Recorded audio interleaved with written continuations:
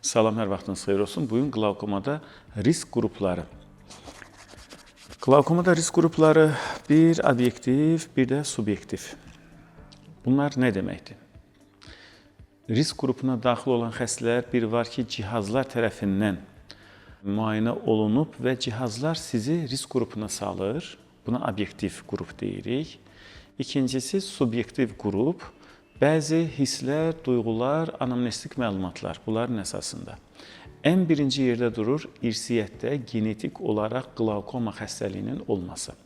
Əgər irsiyyətdə qlaukoma diaqnozu varsa, bizim qlaukoma olma ehtimalımız 90% üzərindədir. Yəni, əgər atada, anada, xalada, bebidə, dayıda təsdiqlənmiş qlaukoma varsa, 40 yaşdan sonra bütün insanlar ildə 2 dəfə göz daxili təzyiq kontrolundan keçməlidirlər. 40 yaşına qədər də yaxşı olar ki, ildə bir dəfə yoxlansınlar. İrsiyyətində qlaukom olan insanlar üçün deyirəm.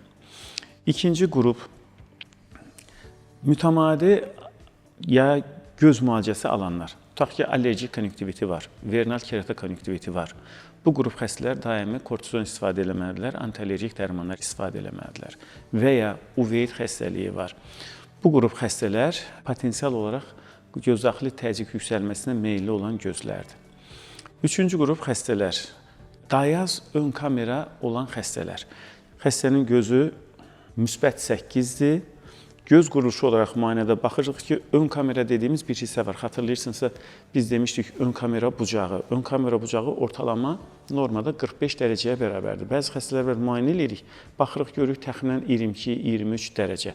Bunlar potensial qlaukoma riski olan xəstələrdir. Yüksək dərəcə mənfisi olanlar, yüksək dərəcə plusu olan xəstələr, daha əvvəllər travma almış xəstələr, daha əvvəllər göz daxili əməliyyat keçirtmiş xəstələr. Bunlar risk qruplarındadır və mütəmadi göz daxili təzyiq baxımından nəzarətdə olmalıdırlar. Daha sonra orqanizmdə ümumi bir problemi olanlar, oynaq xəstəlikləri olanlar, yəni iltihab prosesi olanlar, autoimmun xəstəlikləri olanlar, revmatoloji problemləri olanlar, kortizon bronxial asmadır, kortizon istifadə eləməlidir, kortizon istifadə eləyənlər, miqren xəstəsidir, daimi baş ağrısı dərmanları istifadə eləyənlər. Bu qrup xəstələr də mütləq göz daxili təzyiq qalxma riski olan xəstələrdir və bunlar da mütəmadi kontrol olmalıdırlar. Növbəti xəstə qrupumuz bizim şəkər xəstə qruplarıdır. Şəkər xəstə qrupları da qlaukoma riski yüksək olan xəstə qruplarıdır. Bu qrup xəstələr mütləq həkim nəzarətində olmalıdırlar. Nəzarətin sıxlığı riskin çoxluğuna görə dəyişir. Əgər risk qrupumuz çox yüksəkdirsə, daha sıx 3-6 aydan bir, yox, risk qrupumuz daha azsa, o zaman heç olmasa həm yaş baxımından, həm də xəstəliyin rast gəlmə sıxlığı baxımından heç olmasa ildə bir dəfə kontrol olunmalıyıq. Obyektiv nədir? Obyektiv hissəsini, bayaq bir hissəsini dedim. Biz göz müayinələri vaxtı dayaz ön kamera olanda biz xəstələrə xəbərdarlıq edirik. Sizin ön kameranız dayazdır və gələcəkdə təzyiqlə bağlı problem yaşama ehtimalınız yüksəkdir. Ona görə mütəmadi kontrollarda olmalısınız. Bir.